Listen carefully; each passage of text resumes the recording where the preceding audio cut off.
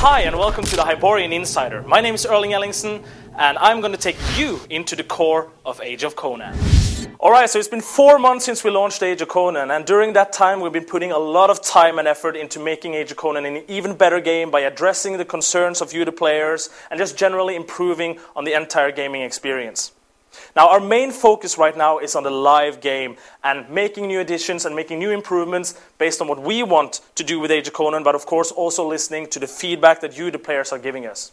So today we're going to take a short look at some of the new features and content that is coming into the game in the next few weeks and months, and we're also going to give you an exclusive first look on some upcoming DirectX 10 features.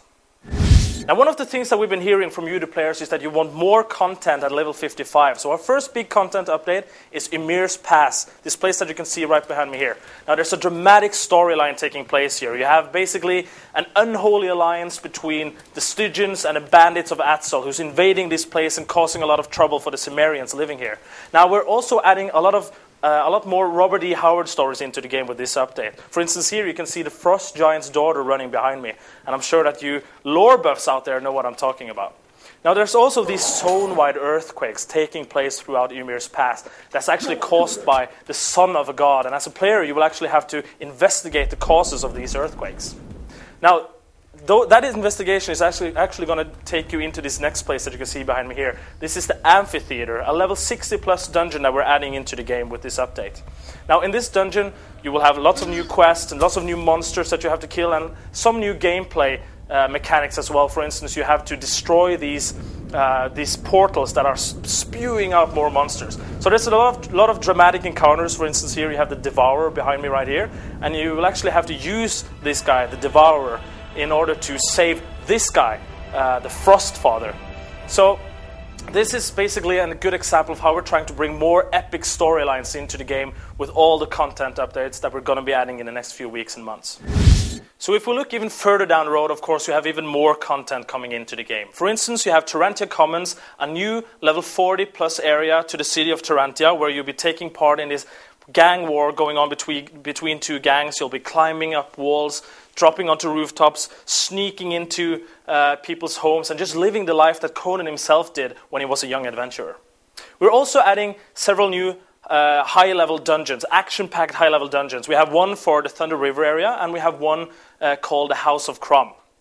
Now, based on player feedback, we've really taken our time this time around to make it more interesting, to make the dungeons more diverse, more epic, giving them more scripted events, adding more traps, and making the boss encounters a lot more challenging. Another thing we're doing is that we're adding new high-level items. So you have, for instance, high-level epic items coming in for all the classes for the first time.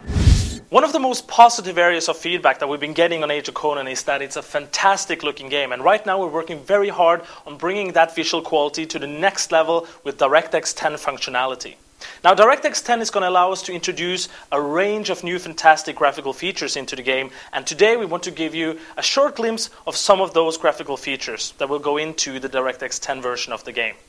Now, not all of these DirectX 10 features will make it in at the same time, as some of them require a little bit more tweaking and polishing than others. But today we want to give you an overview on how Age of Conan will develop visually over time. Okay, first off, you have HDR, or High Dynamic Range Lighting, which is a way for us to create more realistic sunlight effects in the game. What we want to do is take the real-world sun and the beauty it adds to our world and put it into an online world. So you'll see more realistic ways of light reflecting off of surfaces. You'll see this sun bleed effect that you can see behind me, just making the light in the world much more realistic. Another thing we're doing is screen space ambient occlusion, which for us is a fancy way of explaining how we're adding soft shadows into tight areas and corners based on different light sources around in that area. So you can see here we're going from DX9 to DX10. It's just like a filter of realism that is added to the game. Improved physics is going to allow us to, for instance, when you're walking through grass, you'll see grass moving around your character, but even also when you're casting spells, you'll see grass violently rippling around your character. But when you're walking through the forest, for instance, you'll actually see trees blowing in the wind, and you'll see the shadows from the trees moving dynamically according to the movement of the trees. We're also adding some really cool, fancy features, like this radial blur effect right here behind me when you do fatality moves.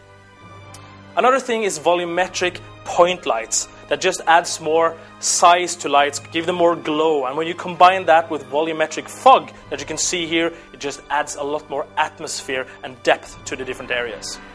Improved parallax mapping is going to allow us to bring out more details in the texture surfaces around your character. When you're walking down a cobblestone street, or when you're walking down a forest path, it just brings out the details in the ground around you. Improved specular reflection on water is going to allow us to, when you see the sun and the moon moving around you, it'll cast more realistic reflections on the water surface. But the really big difference is underwater, where we're adding caustic simulation that simulates the way light breaks through the water surface, creating this pattern on the seabed. As you can see here, going from DX9 to DX10, it's a staggering difference that is really inspiring us, our content developers, to add even more underwater areas for Age of Conan in the future, of course. Now, some of these features will also be available on DX9, but of course they're tailored for DirectX 10. Alright, so that was some of the things that you can look forward to that we're bringing into Age of Conan in the near future. But of course, we're also working on other things that are important to mention. For instance, we're working on fixing the memory leaks. We're working on improving the gem system, the trade skill system. We're trying to make sieges more fun and more stable. We're improving loot distribution. All these different things that will make Age of Conan a better game. And of course, yes, I know we have been taking our time with it. The PvP update is about to come up, but we really want this to be right when we put it out there. But anyway, the first phase of the PvP update is about to leave the test servers and go on to the live servers very soon now. Now, please do log on to the forums, provide us with your constructive feedback, and we'll make sure to read it. And until next time, I'll see you in Hyboria.